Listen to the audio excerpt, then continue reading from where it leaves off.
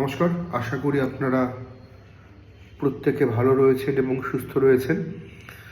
আমি আপনাদের আজকে এই ছোট্ট ভিডিওর মধ্যে বলবো যে কেতু পীড়িত থাকলে আপনি কি করবেন। দেখুন, প্রথম কথা, কেতু পীড়িত থাকলে আপনার ন্যাটাল ছক ওয়াইজ, আপনার জন্ম কুষ্টি ওয়াইজ আপনাকে সঠিক কেতুর প্রতিকার তো করতেই হবে।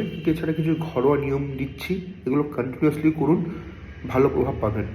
চুল দাড়ি বড় রাখবেন না, ফাটা ছেঁড়া জিন্স পরবেন না, গরিব লোকদেরকে, দুস্থ লোকদেরকে সম্মান দেখাবেন এবং আপনার সাধ্য মতন কিছু আর্থিক বা খাদ্যিক সামগ্রী আপনি দান করতে পারেন প্রতি শনিবার এবং মঙ্গলবার করে। অবশ্যই আপনার সামর্থ্যের মধ্যে থাকতে পারে।